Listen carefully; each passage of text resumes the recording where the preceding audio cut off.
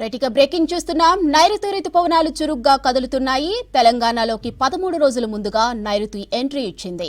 ఇక రుతుపవనాలు మహబూబ్ నగర్ జిల్లా వరకు విస్తరించాయి. దీంతో రాష్ట్రంలో 4 రోజుల పాటు విస్తారంగా వర్షాలు కురిసే ఛాన్స్ ఉన్నట్లు వెదర్ ఆఫీసర్లు చెబుతున్నారు. ఇక రేపు పశ్చిమ మధ్య బంగాళాఖాతంలో అల్పపీడనం ఏర్పడినట్లు తెలిపారు.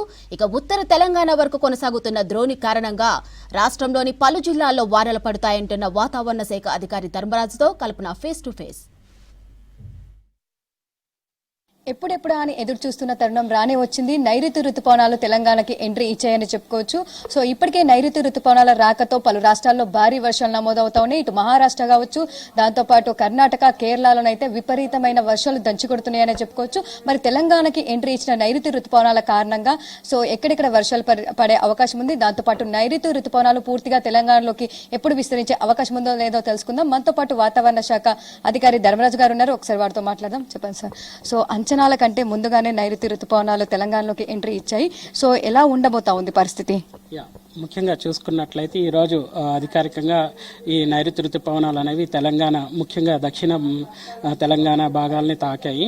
రానున్న రోజుల్లో మరింత పురోగతి చెంది ఇటు ఉత్తర భాగాల వైపు కూడా కదిలే అవకాశం అయితే కనిపిస్తుంది.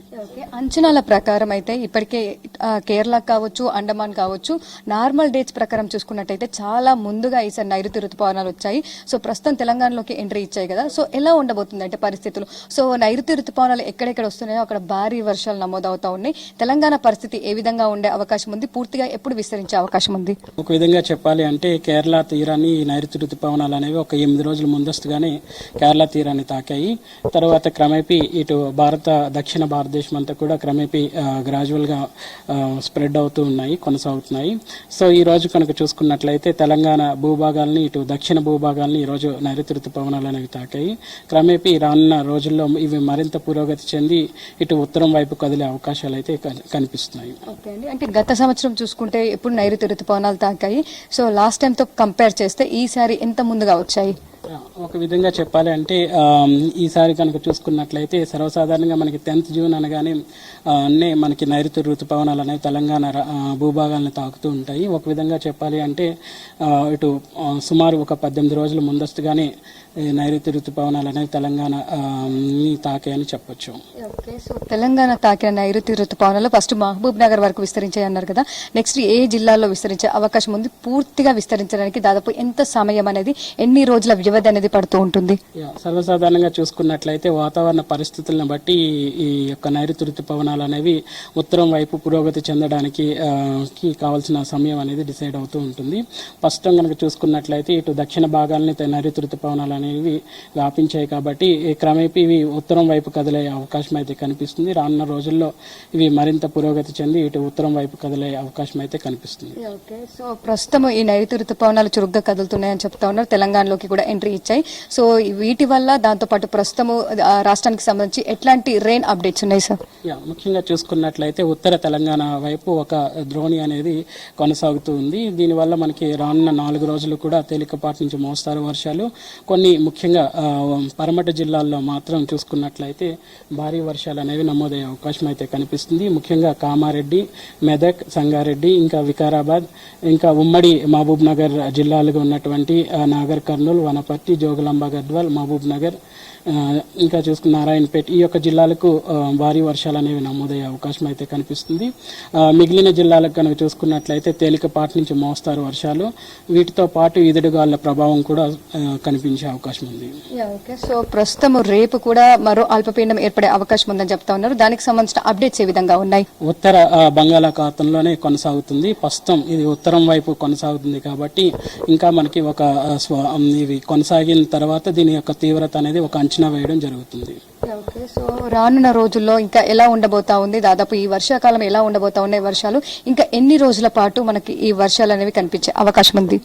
ముఖ్యంగా రానున్న 4 రోజులు కూడా కొన్ని జిల్లాల్లో భారీ వర్షాలు, కొన్ని జిల్లాల్లో తేలికపాటి నుంచి మోస్తారు వర్షాలు అనేవి నమోదయ్యే అవకాశాలు అయితే కనిపిస్తున్నాయి.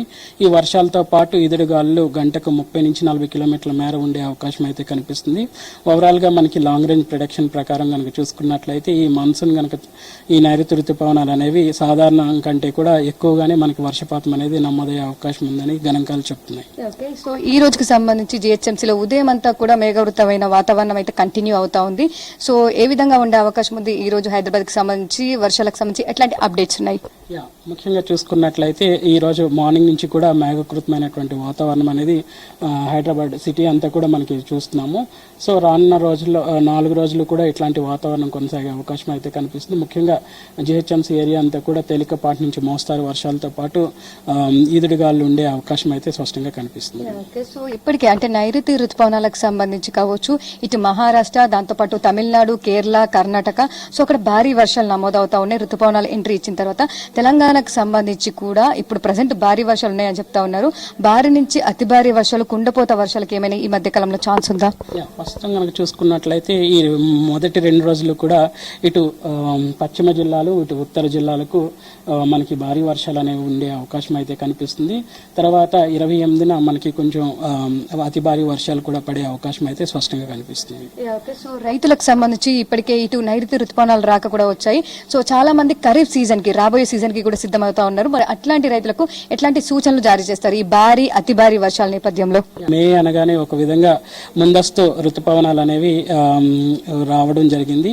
సో మే నెలలో మనకి సర్వసాధారణంగా పంట కోతకు వస్తుంది కాబట్టి ఈ సమయంలో ఎవరైతే పంటని కోసి ఉంచారో వాళ్ళైతే ఈ భారీ వర్షాలు నమోదవుతున్న తరుణంలో వీళ్ళు కోసిన పంటను సురక్షిత ప్రాంతాలకైతే తరలించాలి. ముఖ్యంగా రైతులు వ్యవసాయం చేసే సమయంలో ముఖ్యంగా ఈదుడుగాలు, ఉరుముల మెరుపులతో కూడిన వాతావరణం ఉన్న సమయాల్లో మాత్రం ఎలక్ట్రిక్ పోల్స్ కానీ ఇటు ఎలక్ట్రానిక్ డివైజెస్ని ఆపరేట్ చేసే సమయాల్లో మాత్రం షార్ట్ సర్క్యూట్కి అవకాశం ఉంటుంది కాబట్టి ఈ సమయాల్లో మాత్రం తగిన జాగ్రత్తలు తీసుకోవాలనేసి హెచ్చరికలు జారీ చేయడం. సో చూస్తుండగా వెదర్కి సంబంధించిన అప్డేట్స్ ప్రస్తుతం అయితే తెలంగాణలోకి నైరుతి రుతుపవనాలు అయితే ఎంట్రీ ఇచ్చాయని చెప్పుకోవచ్చు. ఒక్కసారి కూడా మనం మ్యాప్ చూసుకోవచ్చు.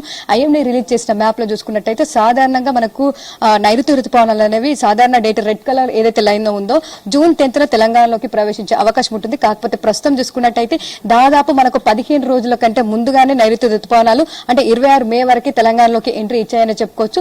ప్రస్తుతం తెలంగాణలోకి ఎంట్రీ ఇచ్చిన నైరుతి రుతుపవనాలు దాంతోపాటు ఉత్తర ప్రాంతంలో కొనసాగుతున్న ద్రోణి కారణంగానైతే రాష్ట్ర వ్యాప్తంగా భారీ వర్షాలు కురిసే అవకాశం ఉందని చెప్తా ఉన్నారు. వచ్చే 4 రోజుల పాటు భారీ వర్షాల నేపథ్యంలో పలు జిల్లాలకైతే హెచ్చరికలు జారీ చేయడం జరిగింది. ఇక రానున్న రోజుల్లో భారీ నుంచి అతి భారీ వర్షాలు కూడా కురిసే అవకాశం ఉందని చెప్తున్న సిచ్యువేషన్స్ ఉన్నాయి. ఇవి వేర్కి సంబంధించిన అప్డేట్స్. కెమెరా పర్సన్ మనీతో కల్పన, V6 న్యూస్, హైదరాబాద్.